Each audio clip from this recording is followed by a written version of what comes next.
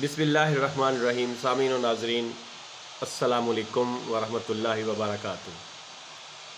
جیسا کہ آپ کے علم میں ہے کہ اس وقت پاکستان معاشی دلدل میں اتر چکا ہے، اور کبھی ہم آئی ایم ایف کی طرف دیکھتے ہیں، کبھی ہم ورلڈ بینک کی طرف دیکھتے ہیں، کبھی ہم عرب ممالک کی طرف دیکھتے ہیں، اور کبھی چائنا کی طرف، اور کبھی اپنے چھوٹے جو دوست ممالک ہیں ان کی طرف. اور ہمارا یہ حال ہو چکا ہے کہ ہم اب بھیک مانگنے سے شرماتے بھی نہیں ہیں. تو ہم نے بہت کچھ کیا ہے. ہم نے اصل میں ہم جو کچھ مرضی کر لیں، ہم تب تک خود کفیل نہیں ہو سکتے جب تک ہم اپنی زراعت پر توجہ نہیں دیں گے.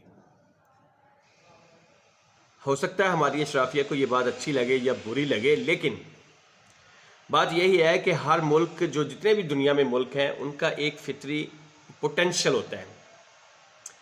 اور کیونکہ کسی کے پاس تیل ہے، کسی کے پاس ٹیکنالوجی ہے، کسی کے پاس انڈسٹری ہے، اور کسی کے پاس مائنز بھی ہیں، کسی کے پاس آئل ہے، بہت ساری، ہر ملک کے اپنی اپنی ایک چیز ہے.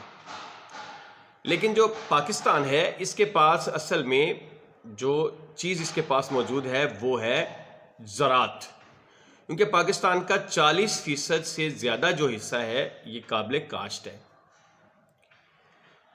تو اب جو صورتحال ہے وہ آپ کے سامنے ہے کہ کیا کیا جائے کہ ہمارے وزیر اعظم صاحب، جو ویسے بھی کرپٹ لوگوں کے سردار ہیں، وہ جب بیرون ملک جا کہہ رہے ہیں کہ آپ پلیز، آپ کی مہربانی ہے، کچھ پیسہ ہمیں دے دیجئے، یقین کریے ہم کرپشن اب نہیں کریں گے.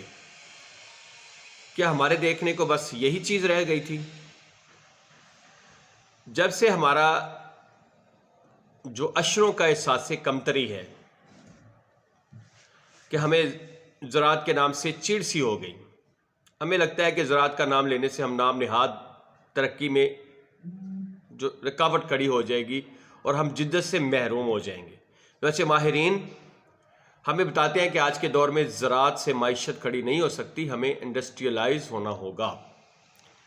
یہ بات اپنی جگہ درست ہے کہ انڈسٹریلائز ہونا چاہیے، لیکن کیا زراعت نے آپ کو انڈسٹریلائز ہونے سے روک رکھا ہے؟ کیا زراعت کے ہوتے ہوئے انڈسٹریلائز نہیں ہوا جا سکتا؟ یہ بالکل ایسے ہی ہے جیسے جدید تعلیمی اداروں کے سائنسدان اپنے زوال کا سبب بیان کرتے ہوئے مولوی پر چڑھ دوڑتے ہیں.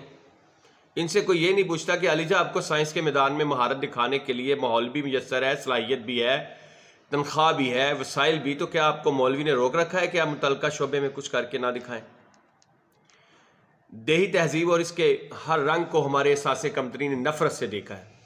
ہم پینٹ کوٹ پہن کر اپنے تئیں مہذب ہو گئے ہیں اور اپنے ہوٹلوں کے دربانوں کو پگڑیاں پہنا دی.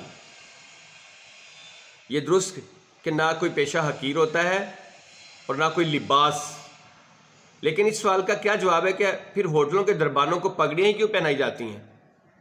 2 پیس سوٹ کیوں نہیں پہناتے؟ احساس کمتری ختم ہوگا تو زراعت کو آن کیا جا سکے گا.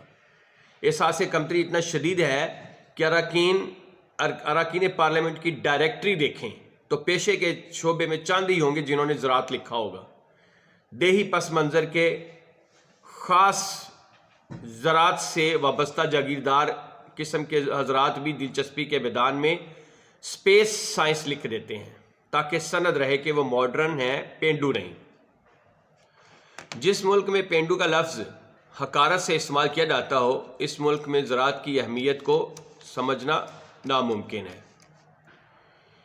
مگر کوئی بھی ادھر توجہ نہیں دیتا. ٹریکٹر وغیرہ ہر کسان کی ضرورت ہے، لیکن ٹریکٹر باہر سے منگوایا جاتا ہے.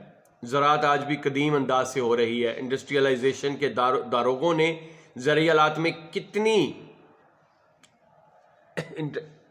انڈسٹریلائزیشن کی ہے.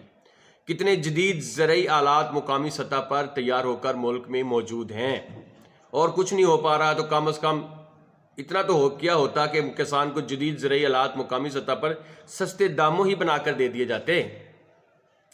حالت یہ ہے کہ 2021 کے صرف 11 مہینوں میں $7.5 ارب ہم نے فوڈ ایکسپورٹ میں جھونک دیے. کتنے دکھ اور شرم اور افسوس کی بات ہے کہ ایک زرعی ملک کو صرف ایک سال کے دوران 8 ارب روپے کے قریب رقم کی جو گندم ہے اور چینی بیرون ملک سے خریدنی پڑی. یہی ملک پھر $1-2 ارب کے حصول کے لیے آئی ایم ایف کے رحم و کرم پر ہوا اور پھر اس کا وزیر اعظم اپنی قوم کو بتاتا ہے کہ IMF ہمارے ساتھ بڑی سختی سے پیش آ رہا ہے، صورتحال بڑی نازک ہے۔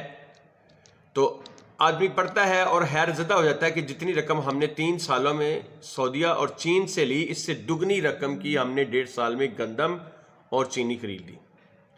یہ اس ملک کی داستان ہے جسے اللہ نے 21 ملین ہیکٹر قابل کاشت اراضی عطا کی۔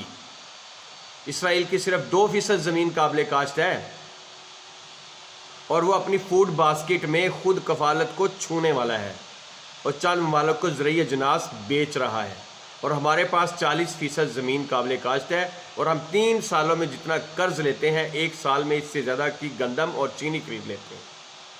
احساس کمتری کا یہ عالم ہے کہ پنجاب کے اسکولوں میں پنجابی زبان بولنا منع ہے، کہیں باقاعدہ ممنوع ہے، کہیں عملاً ممنوع ہے۔ پینڈو کا لفظ تحقیر کے لیے استعمال ہوتا ہے۔ عمران خان نے 1-2 بار کٹے، مرغیوں اور انڈوں کی بات کر دی تو ان کا مذاق اڑایا گیا کہ یہ کس جدید زمانے میں رہنے کی بات کر رہے ہیں۔ ڈیجیٹل جوہلا جو ہیں اس دور میں بھی لا علم ہیں کہ ایگرو اکانومی کیا ہوتی ہے، اس میں امکانات کا کیسا جہاں آباد ہوتا ہے اور دنیا اس سے کیسے فیض یاب ہو رہی ہے۔ کسان کا وہ حشر کر دیا گیا کہ وہ زمینیں بیچ رہا ہے۔ ان زمینوں پر ہاؤسنگ سوسائٹیاں بن رہی ہیں، سارا ملک اور ساری افسرشاہی ہاؤسنگ سوسائٹیاں بنانے میں لگا ہوا ہے۔ شرم ذرا نہیں آتی کہ یہی ساری زمین جو ہے ہم ساری ہاؤسنگ سوسائٹیاں بنانے میں لگا دیں گے تو کہاں بوئیں گے اور کیسے کھائیں گے؟ کسی بھی سطح پر کسی کو بھی اس بات کا احساس تک نہیں کہ یہی روش رہی تو کل کھائیں گے کہاں سے؟ کچھ آوازیں اٹھتی ہیں مگر وہ صرف فیشن کے لیے اٹھتی ہیں، ان میں کسان کے مسائل کی بات نہیں ہوتی۔ یہ کسان کو یک طرفہ بھاشن دے رہے ہوتے ہیں کہ زمینیں نہ بیچو، بس بھوک سے مر جاؤ۔ زراعت کسی کی ترجیح نہیں، زراعت کسی کی بھی ترجیح نہیں۔ کوئی ادارہ ایسا نہیں جو بتا سکے کہ گزشتہ 2 سالوں میں پاکستان کی پارلیمان میں کتنے منٹ زراعت اور اس کے جڑے مسائل اور امکانات پر بات ہوئی ہے۔ یہی حال ابلاغ کی دنیا کا ہے۔ دنیا کے ہر موضوع پر ہمارے سینئر اور جونیئر تجزیہ کار اس قوم کی رہنمائی کے لیے ہمہ وقت دستیاب ہوتے ہیں، لیکن ذرا یاد تو کیجئے کہ مین سٹریم میڈیا میں زراعت کو کتنی بار پوری معنویت کے ساتھ موضوع بحث بنایا گیا ہے۔ اس لیے آپ سے یہ درخواست ہم نے کس سے کرنی ہے؟ یہ تو عوام کو خود ہی اٹھنا پڑے گا، خود ہی اپنا سارا نظام جو ہے بنانا پڑے گا۔ ان سے درخواست کر کے تو ہم تھک چکے ہیں، لیکن یہ درخواست نہیں مانتے، یہ صرف اور صرف لاتوں کے بھوت ہیں، باتوں سے نہیں مانتے۔ اس لیے جب تک ہم اپنی ترجیحات ہیں ان کو چینج نہیں کریں گے، ان کو نہیں بدلیں گے، تب تک ہم کچھ بھی نہیں کر سکتے۔ زراعت کو خدا را توجہ دیں، اور یہی زراعت جو ہے ہمارے ملک کو قرضوں کے بوجھ سے بھی نجات دلائے گی، اور ہمارے ملک کے جو وسائل ہیں ان کا ضیاع بھی نہیں ہوگا، ہمارے ذریعے مبادلہ نہیں ضیاع ہوگا۔ اس لیے سب سے زیادہ اس پہ توجہ دیں، اور اس کے لیے کوئی انقلابی قسم کی حکومت آئے۔ میں نے جب پچھلے ولاگ میں آپ کو بتایا کہ جب تک ہم ایک قومی حکومت قائم نہیں کریں گے جو تمام لوگوں کے ساتھ مل کر کام کرے گی اور تمام جو ہولڈرز ہیں ان کو ساتھ لے کر چلے گی۔